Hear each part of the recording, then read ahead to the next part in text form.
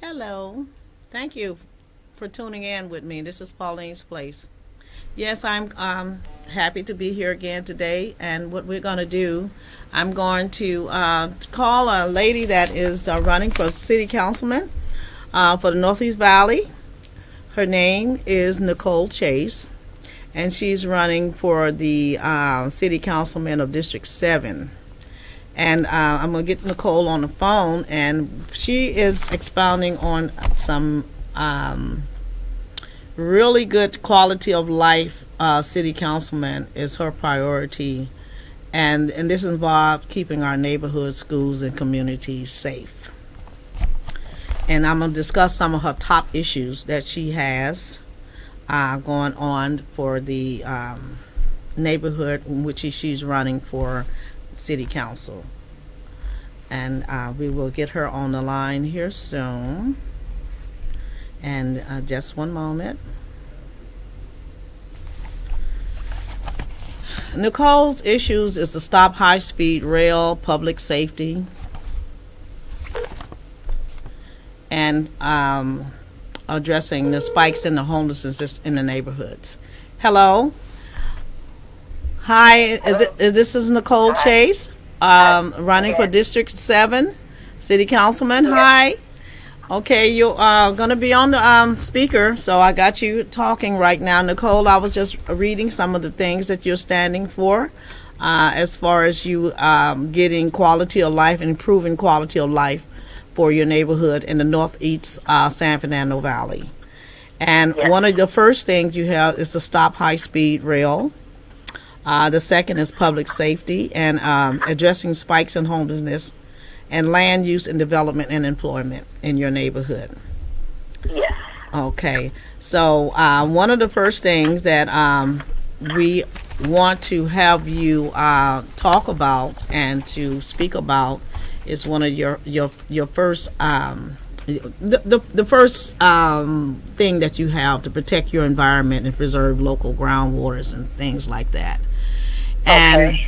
How many people live in your area that will be counted as voters in your area? You know? How many individual voters? Yeah. Or what's the population for your area? I don't have the exact population. I actually don't have that exact figure because it has varied over the years and with the information that I've received. Yes. But one figure I will share with you, though, is that when we look at just voters, the voter turnout is the norm would be, I think, is around for this voter turnout is going to be a low voter turnout. We're talking about maybe 10,000, 12,000 voters. And that's for District 7. Probably 100,000 plus people, if not more than that. Okay.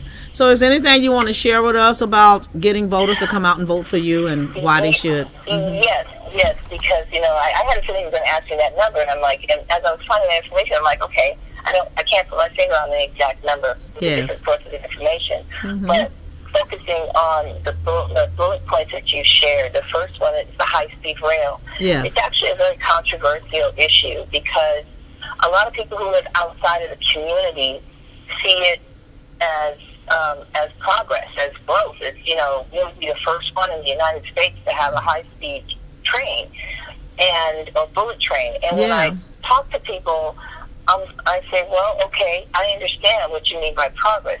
But progress is a double-edged sword. And from our perspective over here in our community, it's very sharp and it's deadly. And what I mean by that is this is the type of train that would literally come in and it would bisect a community. And on one particular route, which is known as the E14 route, was going to come down San Fernando Road. San Fernando Road through Silmar, through the city of San Fernando, and through Pacoima. Yes. It would devastate the homes that are there. It would devastate the businesses that are there.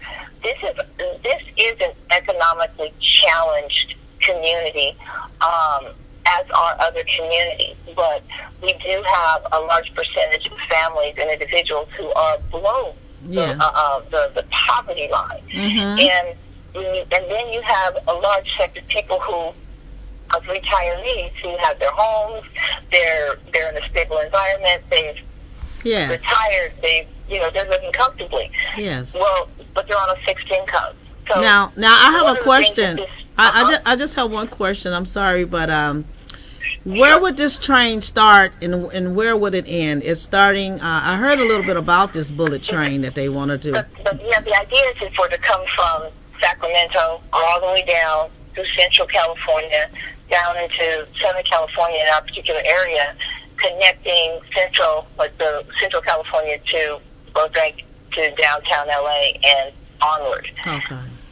The problem is that they want to take the route either through down San Fernando Road, which is what I'm explaining would destroy the community, or through the Angeles National Forest, which would destroy another community. Yeah. Literally drill through the mountains, through eminent domains. I mean, destroy ranches, destroy the forest, wildlife and writing, everything. All kinds of things. Yeah. So and they E2, yes, which would be through the Angeles National Forest, and E14 down San Fernando Road. Then they expect to start. They starting this train in about 2020, or what year do they expect to start? Well, they can't even give you an exact number. They just extended it to 2022. Okay.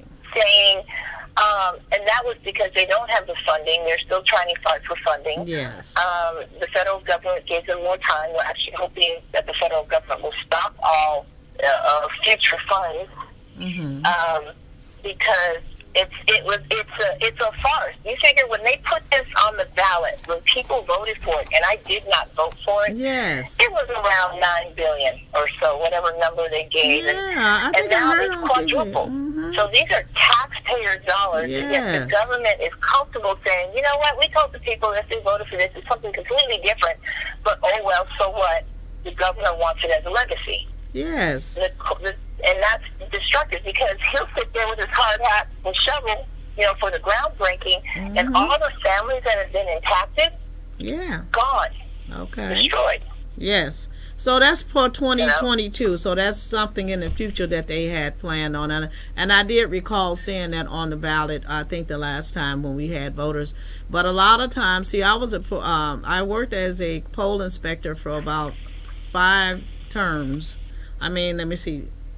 Clinton, at least about 4 presidencies, and a lot of times the way they have things on the ballot, you have to read it, and people, they just go down the ballot and they just vote. Some of them just vote for the president and they don't do anything else, and so I noticed when I worked at the polls offices, they oftentimes are banking on the fact that people won't read the fine print, or they won't do the research to really get a good grasp. They won't even do the research. Just vote on the surface, which a lot of people do, but they count on the fact that people don't do that. Yes.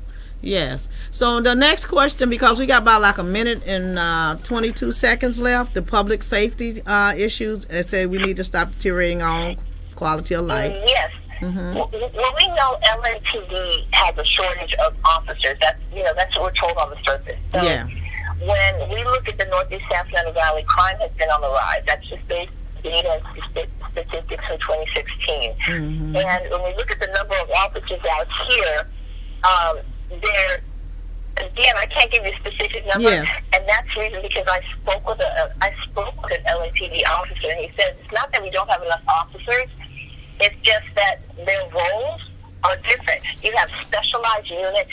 You have some people working on the administrative stuff and all this. Okay, I want you to kind of hold that thought. Yes. So I want you to make sure we get the same resources. We get our fair share of resources in the Northeast San Fernando Valley, because we're not getting it based on our tax dollars. We are not getting it. So we're short on police. We're short on fire.